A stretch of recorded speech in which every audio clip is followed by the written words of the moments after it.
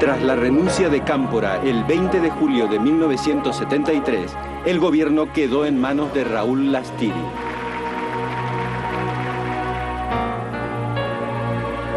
Su suegro, López Rega, conocido como el Brujo, puso manos a la obra.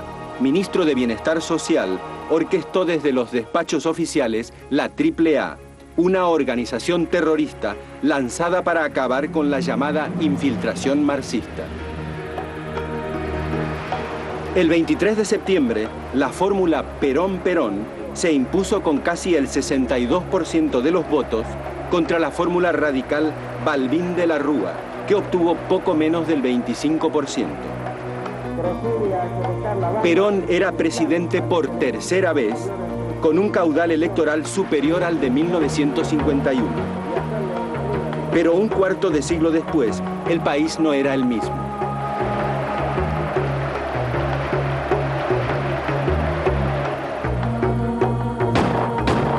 A los 2 días de las elecciones caía acribillado a balazos José Rucci, secretario general de la CGT, por un comando terrorista. Perón asistió al sepelio del gremialista. Su cara expresaba dolor, preocupación, gravedad.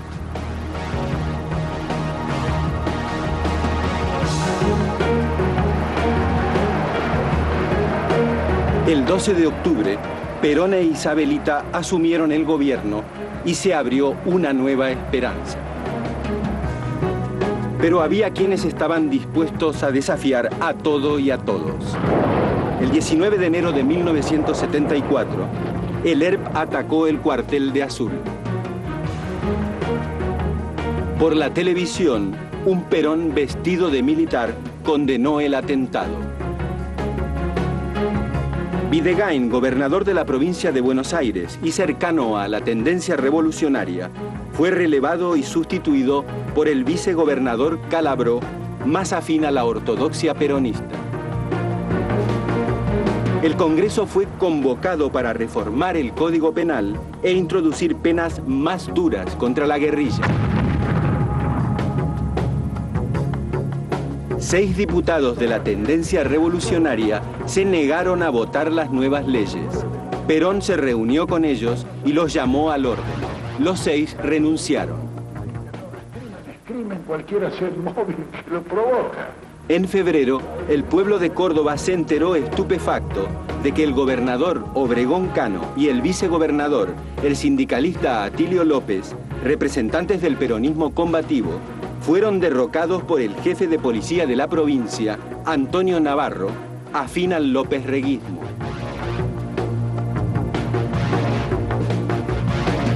El 1 de mayo, la crisis interna del peronismo se convirtió en ruptura.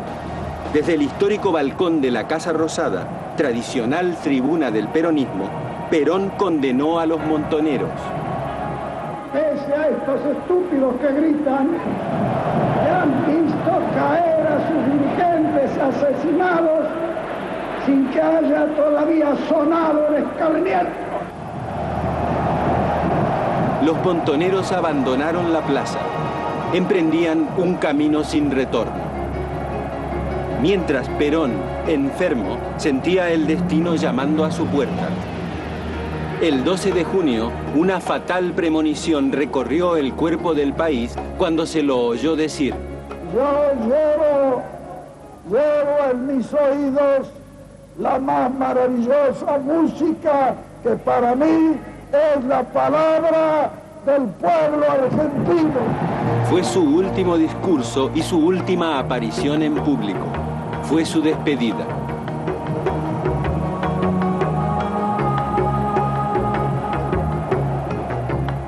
Estamos viviendo horas aciagas. El 1 de julio de 1974, Isabelita anunció su muerte por radio y televisión. Con gran dolor, debo transmitir al pueblo el fallecimiento de un verdadero apóstol de la paz y la no violencia. Asumo constitucionalmente la primera magistratura del país.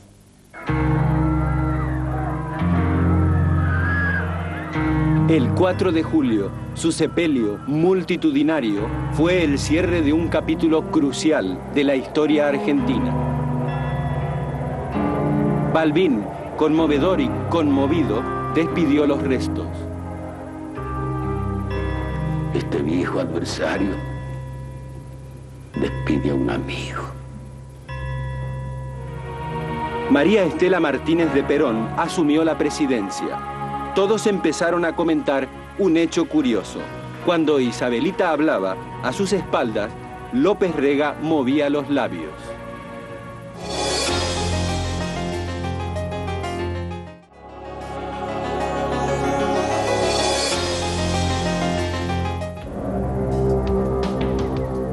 Isabel Perón llegó a la Casa Rosada con un aval importante, el de su apellido, pero poco más.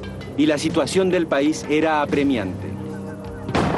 El 15 de julio, Montoneros acabó con la vida de Arturo Monroy, quien fuera ministro del Interior de Lanuse durante la matanza de Trelew.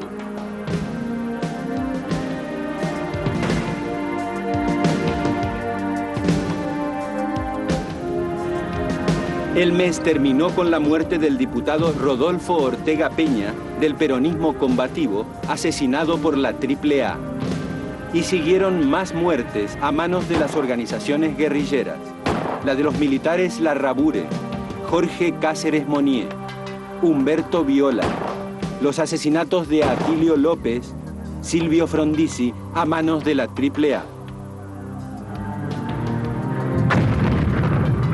El 1 de noviembre, el atentado que causó la muerte del jefe de la Policía Federal, comisario Alberto Villar, mostró que la guerra era sin cuartel.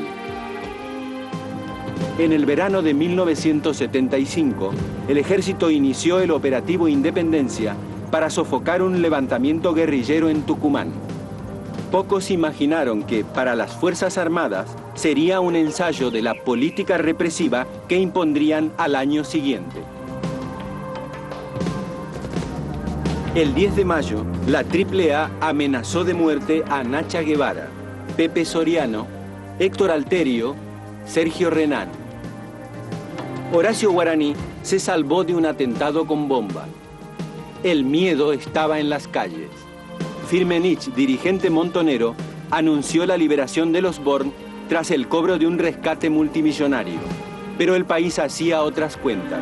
Algunas estadísticas indicaban 3 muertos cada 2 días. En octubre de 1975, el gobierno autorizó a las Fuerzas Armadas a actuar en todo el territorio nacional. El 23 de diciembre, el ERP asaltó los arsenales militares de Monte Chingolo. La temeridad de la guerrilla se volvió suicida. Se habló de un centenar o más de muertos.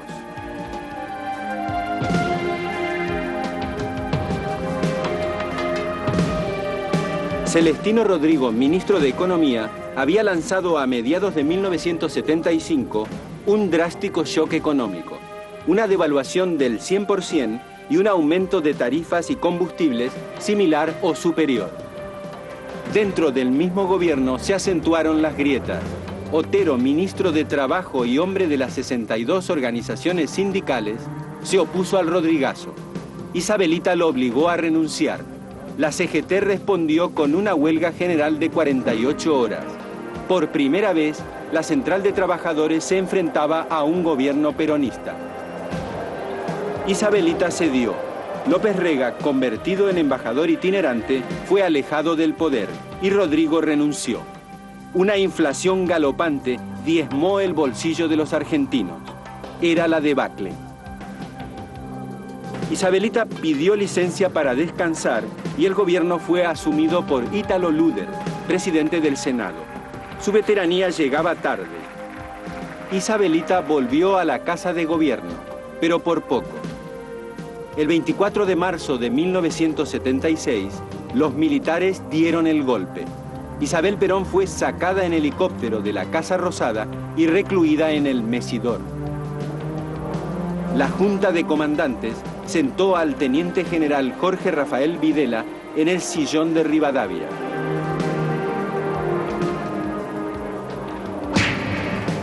Y comenzó la pesadilla.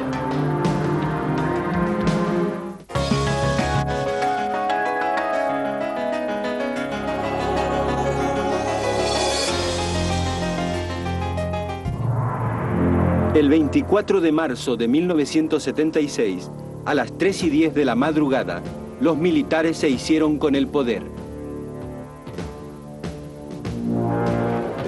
Muchos ciudadanos imaginaron esperanzados que era el ansiado final del caótico gobierno de Isabelita. No sabían que el llamado proceso de reorganización nacional iniciaba la etapa más trágica de la historia argentina.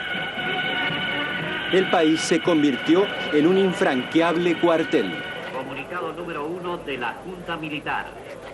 Se comunica a la población que a partir de la fecha el país se encuentra bajo el control operacional de la Junta Militar.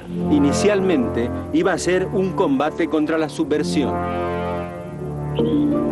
Argentina, tierra de paz y de enorme riqueza. Argentina, bocado deseado por la subversión internacional, que intentó debilitarla para poder dominarla. Fueron épocas tristes y de vacas flacas, hasta que dijimos, basta. Basta de despojo, de abuso y de vergüenza. Hoy vuelve la paz a nuestra tierra, y esa paz nos plantea un desafío, el de saber unirnos como hermanos en el esfuerzo de construir la Argentina que soñamos. Pero se desató una política de terror que no respetó la más elemental dignidad del ser humano. Se sucedieron los rastrillajes, los allanamientos, las redadas, las torturas, las violaciones y los asesinatos, sin distinción de edad, condición social, creencia religiosa o sexo.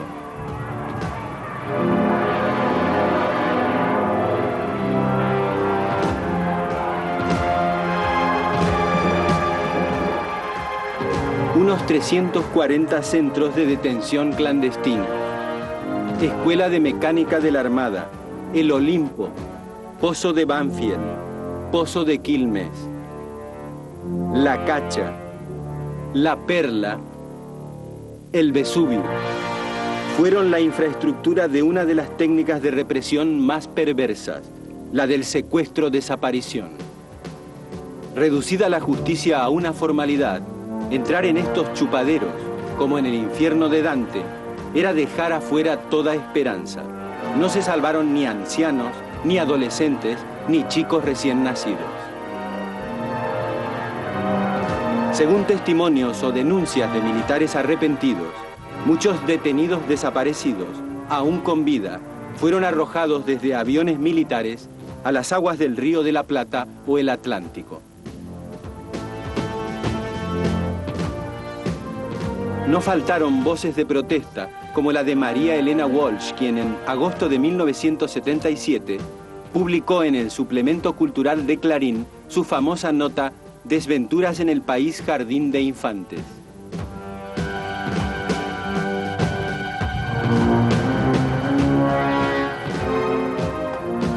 O Adolfo Pérez Esquivel, fundador de Paz y Justicia, que sería galardonado en 1980 con el Premio Nobel de la Paz.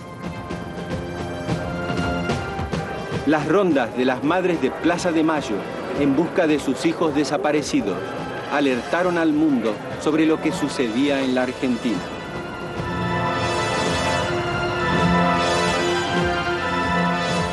Solamente queremos saber dónde están nuestros hijos, vivos o muertos. Angustia porque no sabemos si están enfermos, si tienen frío, si tienen hambre, no sabemos nada. Y desesperación, Señor, porque ya no sabemos a quién recurrir. Consulados, embajadas, ministerios, iglesias, todas partes se nos han cerrado, todas partes se nos han cerrado las puertas. Por eso les rogamos a ustedes, son nuestra última esperanza. Por favor, ayúdennos, por favor, son nuestra última esperanza. En septiembre de 1977, el presidente norteamericano Jimmy Carter manifestó al general Videla su preocupación por la violación de los derechos humanos. Lo mismo hizo la OEA. Una delegación de la Comisión Interamericana de Derechos Humanos visitó el país entre el 6 y el 20 de septiembre de 1979 y constató 5.818 desapariciones cometidas hasta mayo de ese año.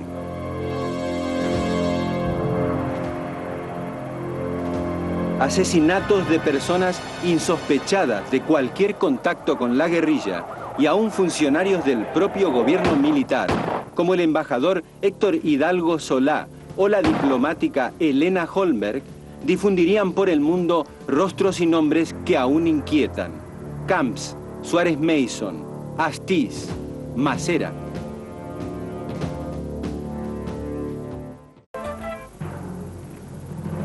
El 2 de abril de 1976, a unos pocos días del golpe, José Alfredo Martínez de Hoz, un liberal ortodoxo, fue nombrado ministro de Economía. Se abre, señores, un nuevo capítulo en la historia económica argentina. Hemos dado vuelta una hoja del intervencionismo estatizante y agobiante de la actividad económica para dar paso a la liberación de las fuerzas productivas. Entre sus colaboradores se destacarían con el paso del tiempo los llamados Chicago Boys, por provenir o adherir a las doctrinas monetaristas en boga en la Universidad de Chicago. El equipo de Martínez de Hoz, en procura de detener la alta tasa de inflación, fue diseñando un programa que incluiría una reforma financiera, por lo que desestatizó los depósitos bancarios. Una reforma arancelaria que abrió las importaciones. Y finalmente, un tipo de cambio prefijado que se impuso a fines de 1978 y se terminó conociendo como la tablita. El cóctel provocaría con los años una nueva indigestión a la descompuesta economía argentina. Antes la competencia era insuficiente. Teníamos productos buenos, pero muchas veces el consumidor debía conformarse con lo que había sin poder comparar. Ahora tiene para elegir, además de los productos nacionales, los importados. Gran parte de la industria argentina, sin mayor mercado interno y externo, quedó atrapada por el corset de un dólar barato que hacía caras sus exportaciones y una apertura arancelaria que abarataba aún más las importaciones. Mientras, la reforma financiera, que dejó a cargo del gobierno la garantía de los depósitos bancarios, hizo que algunas entidades salieran a la caza de ahorristas. El señuelo eran tasas de interés que no solían ceñirse a ninguna lógica.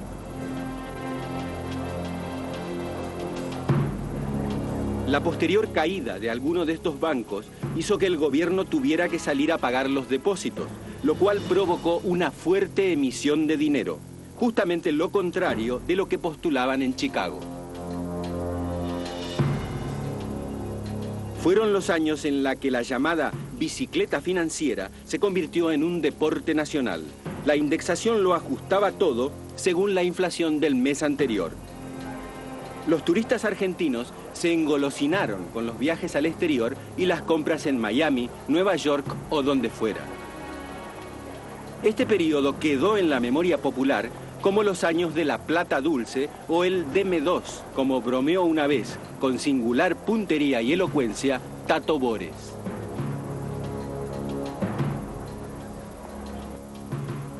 Pero la tormenta económica estaba en el aire.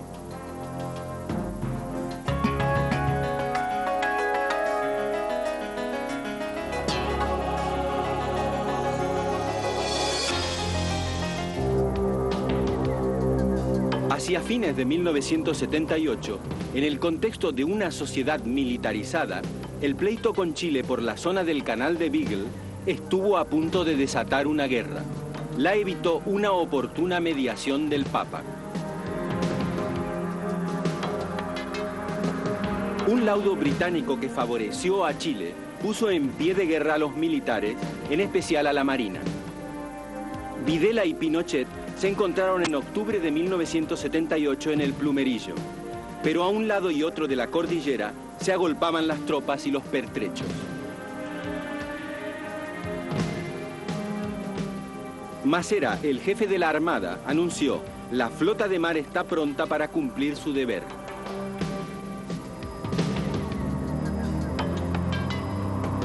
Con los dedos ya en el gatillo y la guerra a las puertas, el 27 de diciembre arribó al país el cardenal Antonio Zamoré. A mí me han dicho ambas partes lo que quieren y me dejan hablar ahora y me dan la posibilidad no digo de ser mediador, no, que no lo soy, pero intermediador, es decir, mediar entre las dos partes. Esto me parece algo positivo, por eso he hablado de una lucecita en este sentido.